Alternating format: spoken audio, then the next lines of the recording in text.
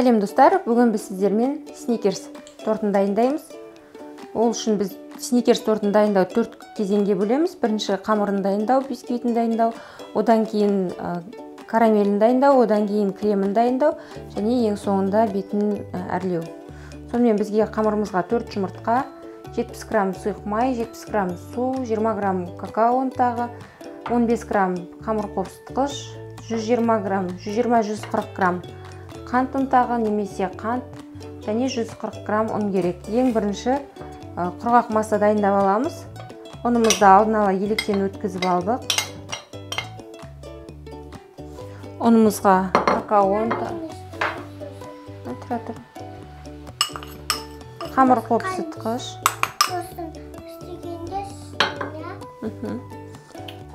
какао ұнтағы,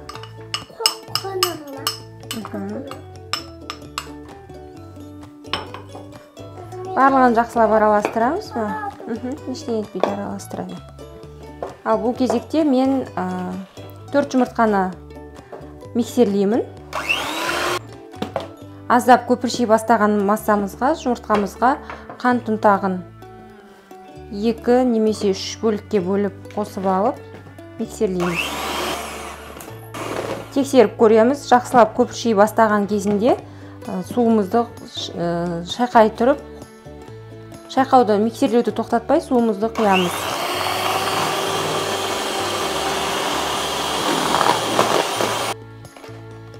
Жұмыртқамыз дайын болды. Енді дайын жұмыртқаға қою массамызды қосып, 2 немесе 3 бөлікке бөліп қосамыз. Мұны да әуелі жақсылап араластырып аламыз. Ұнымыздың екінші бөлігінде қостық. Келесі жолы ертең пісіргенде араластырамыз. Рафаэлло пісіргенде араластырамыз. Рафаэлло деген немене? Торт Рафаэлло деген. Не? Торт?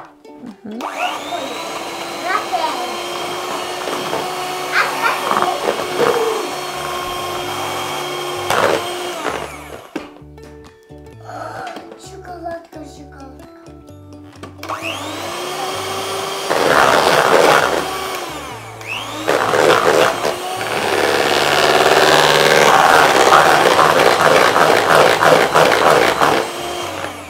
Қамырымыз дайын, осындай созылмалы, өте қоюдай емес, сұйық қаймақтың күйіндей қамырымыз дайын болды.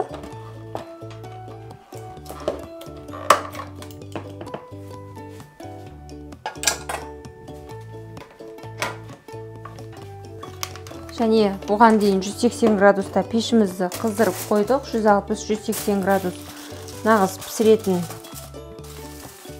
градустар. Сіз өзіңіздің пешіңіздің дайын қамырымызды ыдысымызға құямыз.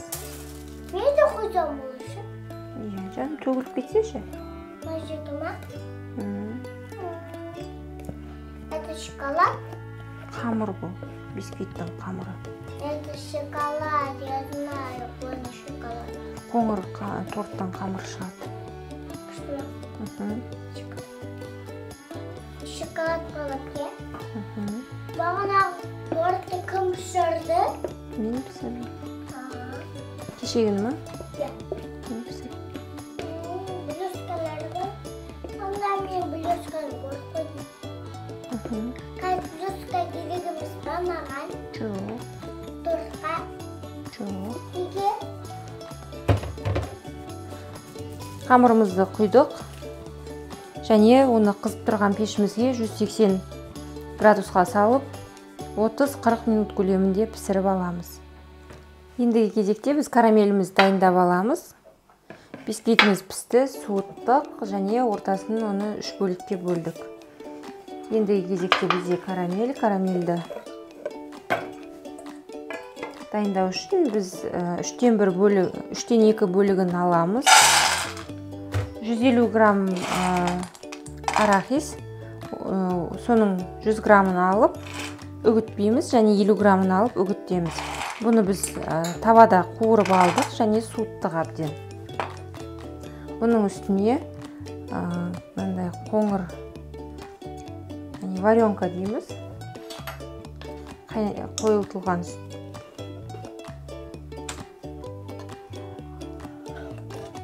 Соны түгелдей қосып,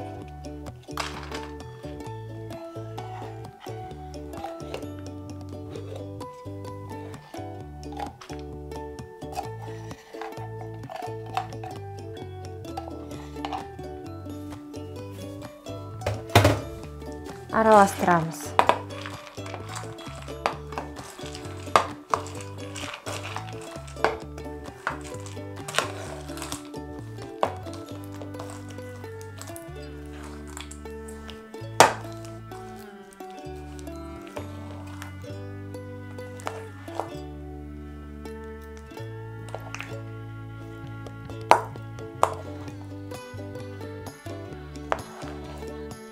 Араластырып болдық. Және бір шетке қойып қоямыз. Бұдан кейінгі кезекте біз кремімізді дайындаймыз. Крем дайындау үшін 100 грамм маскарпоне,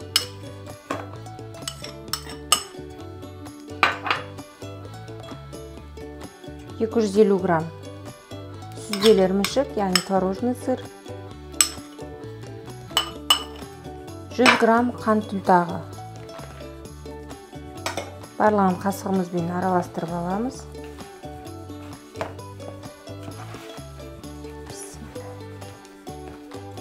Барлығын қасығымызбен қант пен ірімшікті жақсылап араластырамыз.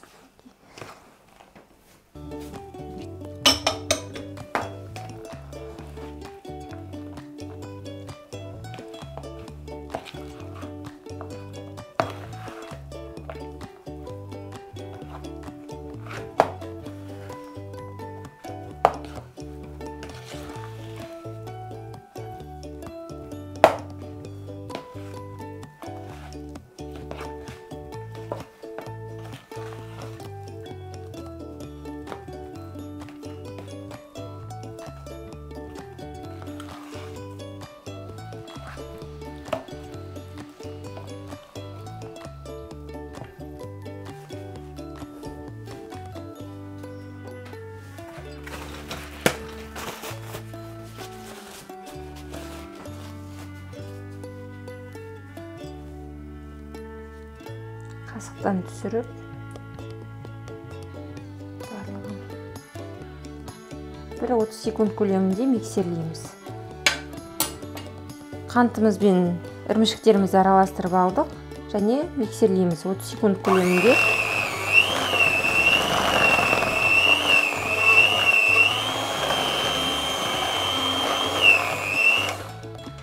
Дайын. Оның үстіне 220-250 грамм кілегейімізді құямыз және бұны да миксерлейміз.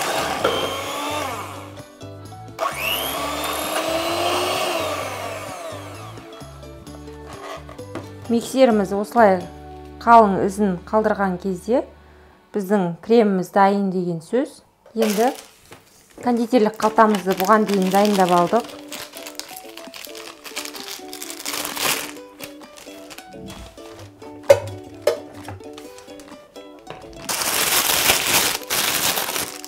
Ыдысқа салып,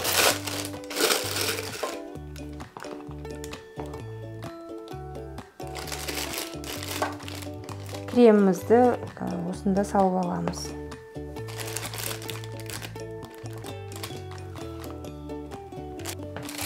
Ендігі кезекте тортымызды жинаймыз.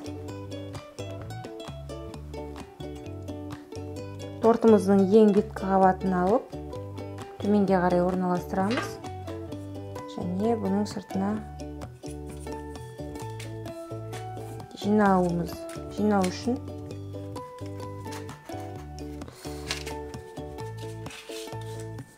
форманы кигіземіз.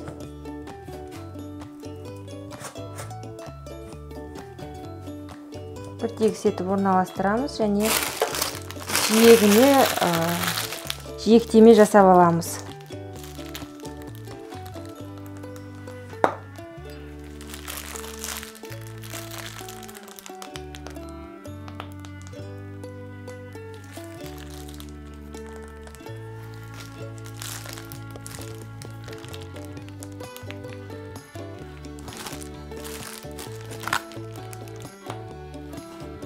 жиектемені жасап алдық. Кремнен бөлек біз дайын паста қосамыз. Бұл кез келген кондитерлік дүкендерде сатылады. Бұдан басқа да бірнеше түрлі маркасы болады. Және содан 3-4 шай қасық көлемінде алып, креміміздің ең астына жағамыз, карамеліміздің астына. Егер сізде бұл дайын паста жоқ болатын болса, кәдімгі арахисті алып, блендерден өткіштен өте ұсақ көзінен өткізіп, немесе блендерден өткізіп, бір ас қасық сұйық май қосып араластырсаңыздар, сіздерде паста дайын болады.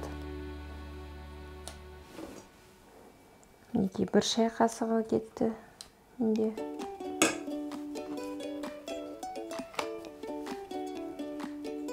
Көлемі үлкен-үлкен көріп тұрсыздар. Қазір 3 шай қасықтың көлеміндегі кетті менде.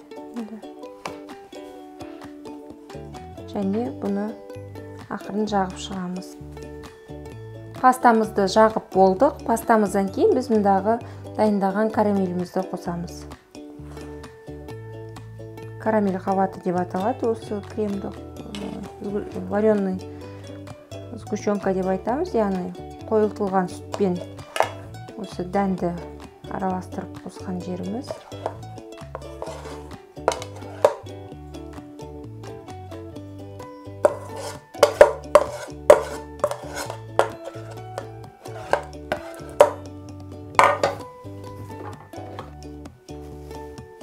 Ортаңғы бөлігін алып қаламыз және ең төменгі бөлігін орта жеріне саламыз.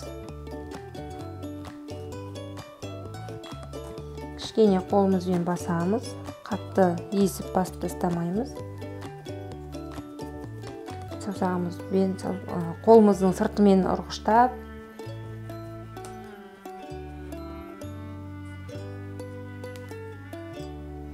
тегістелген сияқты. Тағы да кондитерлік қалтамызды толтырып алып, тағы да жиектеме жасап шығамыз.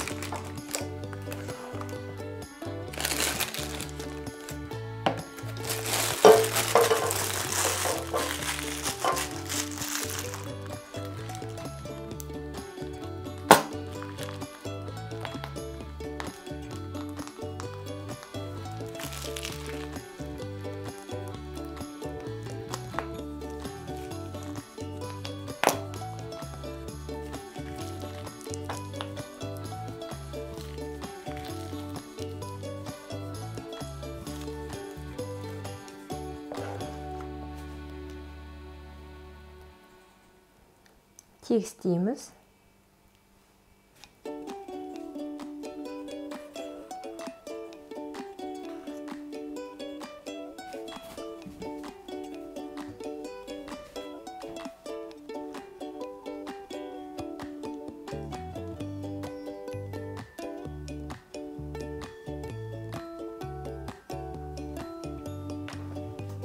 Және ең соңғы бөлікті тегіс жағын бетіне қаратып саламыз.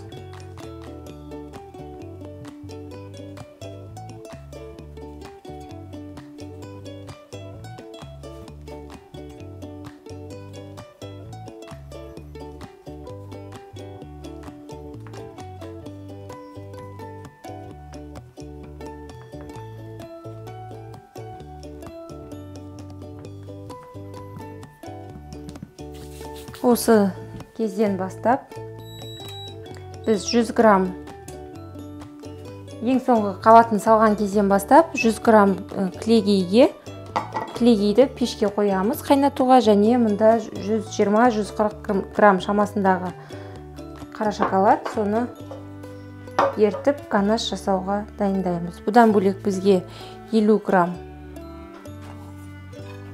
арахисіміз керек болады. Енді дайын болған торттың сыртын аламыз.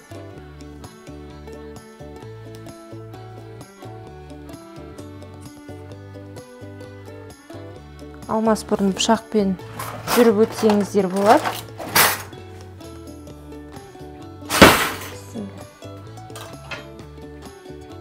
Ендігі кезекте мінекей тортымыз дайын. Оны жиегін пышақпен жүріп өтеміз.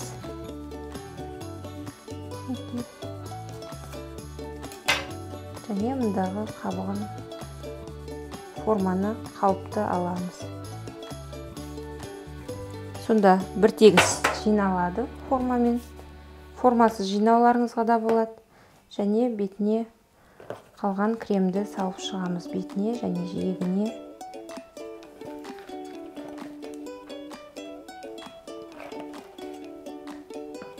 Яғни тегістеп шығамыз.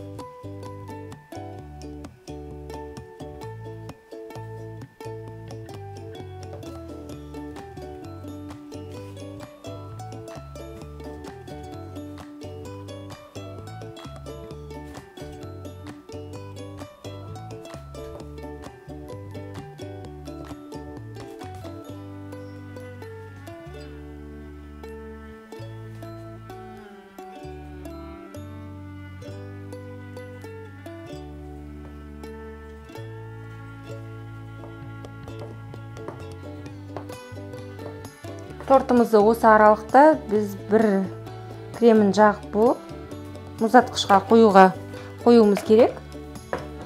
Және біздің ондағы кілегейіміз қайнады. Оны шоколадтың бетіне құйып,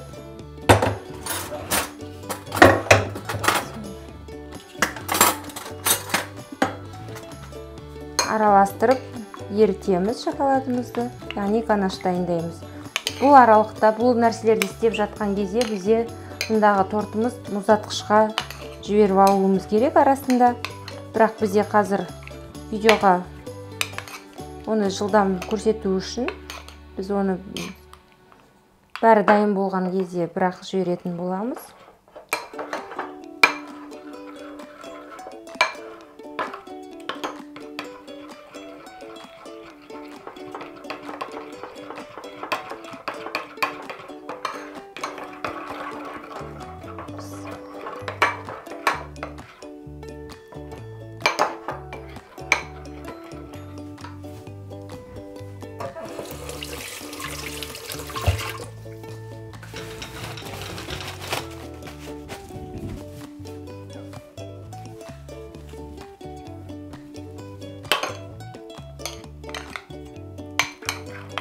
Ганашымыз дайын, және оған мұндағы дәнімізді себеміз, арахисімізді.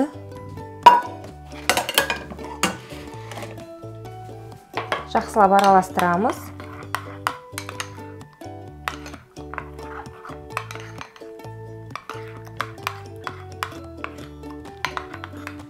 Араластырдық.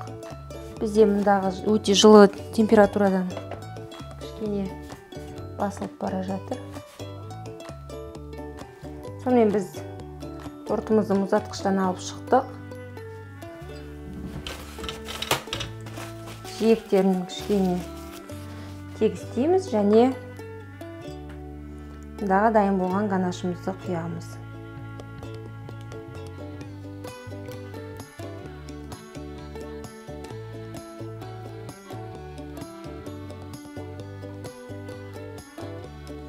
Және мұндағы тегіс-тегішпен жан-жағының бәріне қарай жібереміз.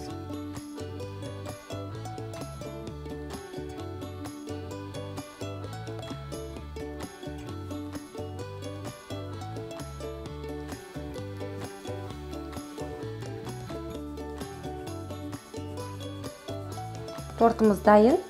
Осы күйінше алып, мұздатқышқа жібереміз. Кем дегенде 5-6 сағаттан кейін барып кесе беруімізге болады. Біз бұл тортымыздың кескен түрін инстаграмдағы парақшамызға саламыз.